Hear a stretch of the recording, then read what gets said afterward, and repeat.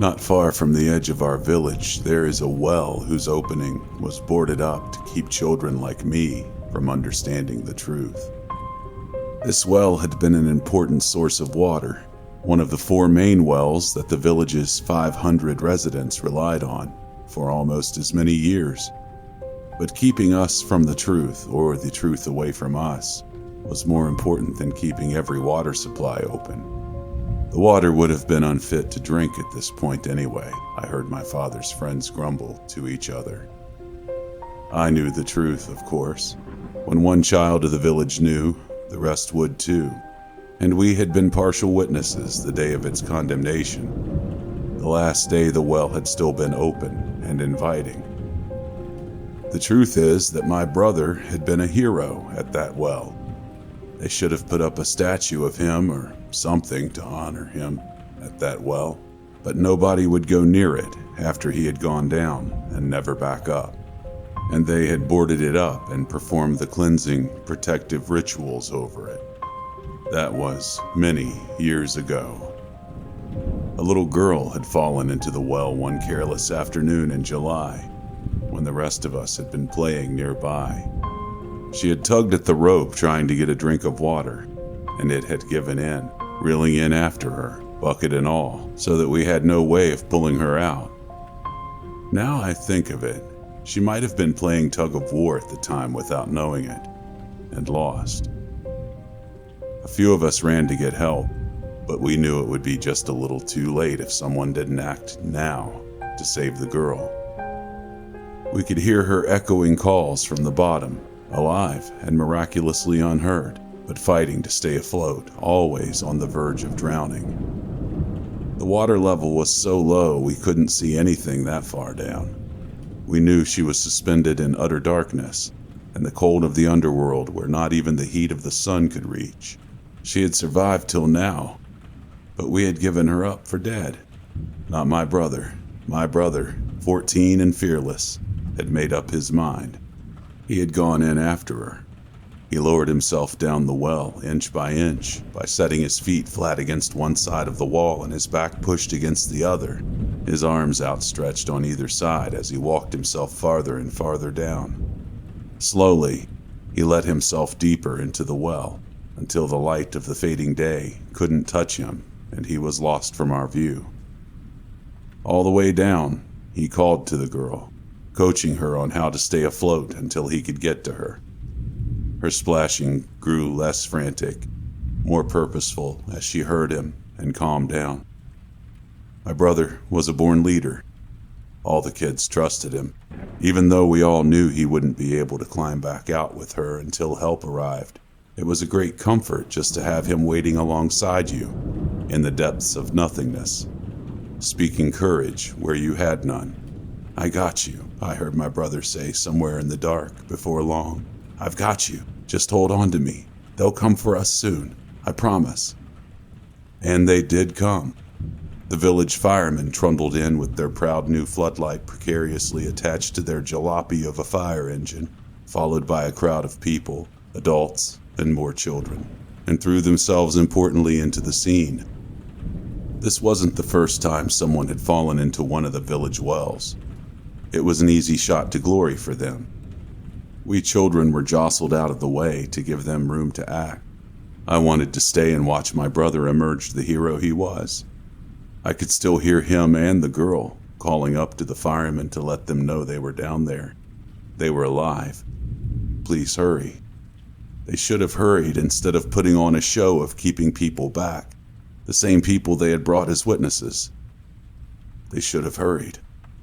The scene was getting crowded. I was getting faint from the heat of the sun and the intensity of the situation, having never witnessed a village well rescue myself. But I was famous at home for my inconveniently timed sun fevers, as my father called them, and my weak heart. I was lucky to be alive, the doctors had told my parents at my birth. Told them my brother was lucky to have a younger brother to play with. Unfairly, my mother, also present at the scene, sensed my worsening condition and had sent my nurse to drag me home to wait for them and my brother to return.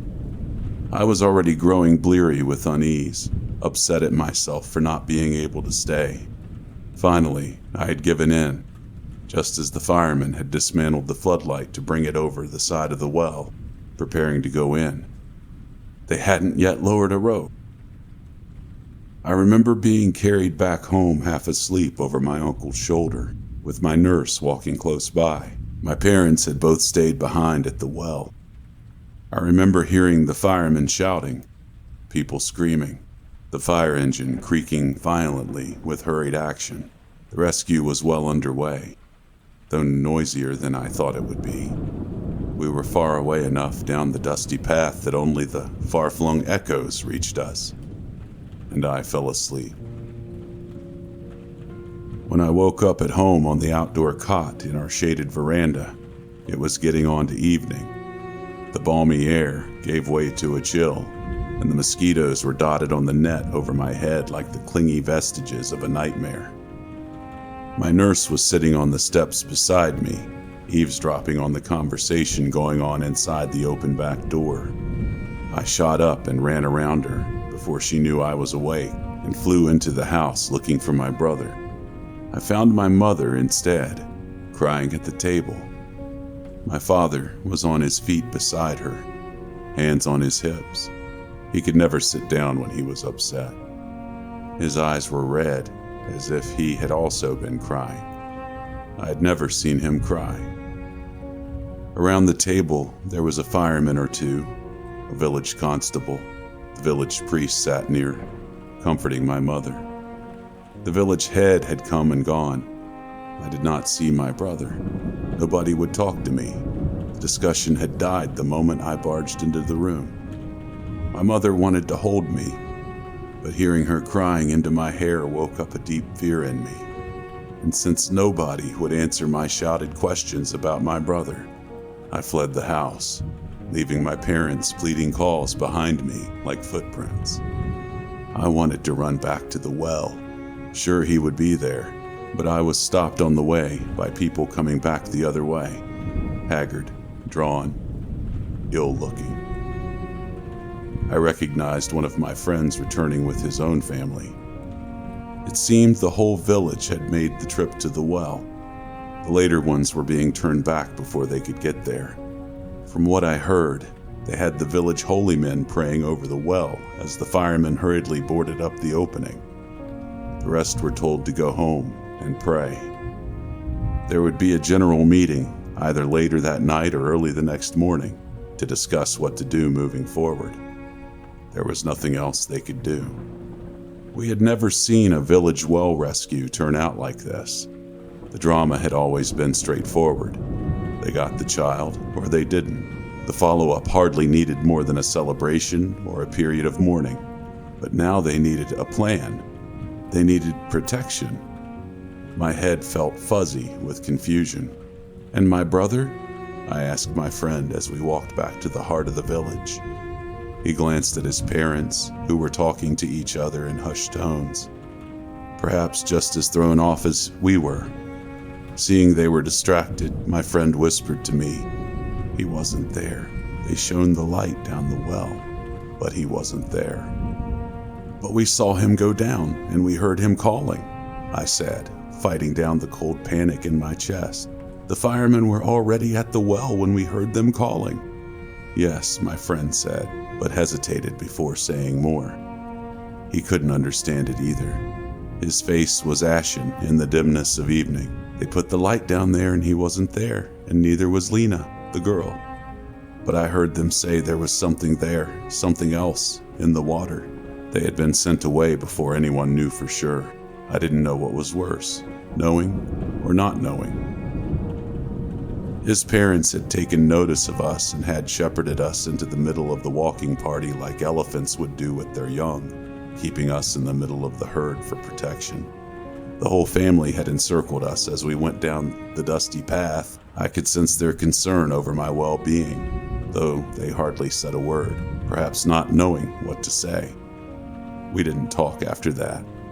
The crowd around us had grown a little, and it occurred to me that, with their respectful silence and their lanterns swinging gently in the night, we looked like a funeral march. They were grieving with me. They didn't know what had killed my brother, but they knew he was dead. If he hadn't been at the time, he was now. Rumor had it that the girl had died the moment she had hit the water. She couldn't have been calling out. What my brother had descended into was something else waiting for him. The people of my village believe in absolutes. He is dead or he isn't. She was alive or she wasn't. The children were in the well or they weren't. There can be no in between. No shades between black and white, life and death. No matter what we children had insisted that we alone had witnessed. The elders had decided to call the meeting at dawn, early enough that they were sure we children would be asleep. I heard about it after. Rumor is the unofficial village messenger and the most efficient one we have. An hour after the meeting had ended, my family was fully aware, as every other family in the village, that we were not to go near that well. There would be the usual funeral rites for each child lost that day, empty caskets, eulogies that tiptoed around the circumstances of their death. But unless we wanted to lose any more, there would be no tampering with the barriers to the well. Whatever was down there would stay down there. As for what they had seen, no two firemen gave exactly the same description. What they agreed on was that there had been a creature in the dark water, but no children. Any survivors would have been swiftly dealt with, they said, before they could have done anything. The priests were undivided, more certain about what they believed they saw.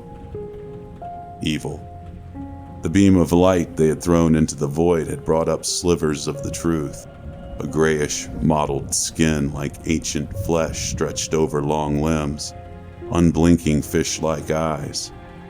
And there was a smile of some sort on what you might call the face. A hideous, elongated, animalistic smile, a grimace of flashing teeth, human-like, but not. They had yanked the light back, afraid to see any more of it, and yet they could hear the children still calling, even as they did so. The firemen swore that they had heard them, both of them, calling out to them to please hurry. They threw the floodlight down before the last echoes had even died out. All they saw was that waiting smile and the flat, dark eyes, half emerging from the murky water. Just waiting.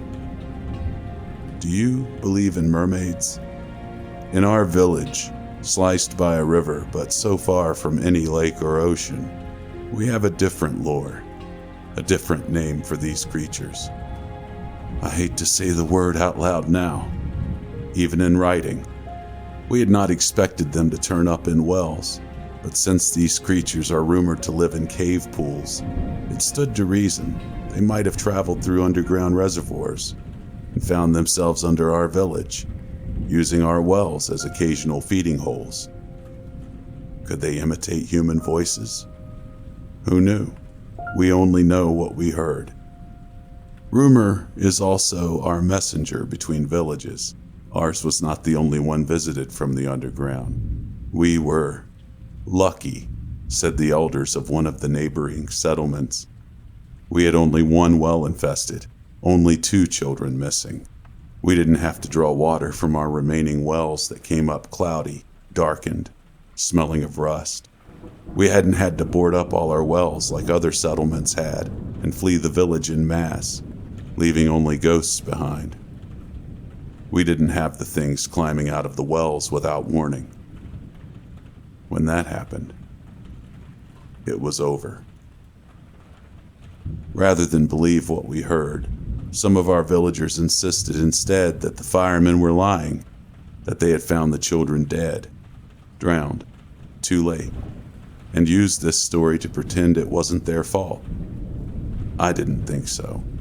Our claims were all in dispute, but we agreed on ground rules. Nobody strayed by the open wells too long. and nobody went to draw water alone. The protection of daylight and warnings of the full moon didn't matter. They came out when they were hungry. Time and the absence of further incidents cast the whole event into the vivid blurriness of legend. A nightmare. A bad memory. Nothing more. Nothing so far has turned up in the other wells. And slowly but surely, life crept back to its normal rhythms, if not its usual innocence. Still, the other villages remained empty. Nobody came back. We're just waiting our turn. Just waiting for a reason. Now that I'm older, I sometimes find myself wandering close by that condemned well my brother had climbed into, stopping by the hidden opening in broad daylight. Always in broad daylight. The worn wooden boards were more recently upgraded to corrugated metal sheets, held fast with bolts the size of my fist. I would stand there, lingering and remembering. If the sun is high and my fever returns, I sometimes imagine I hear something tapping at the covering from the other side, asking, in my brother's voice and with a smile, to be let out.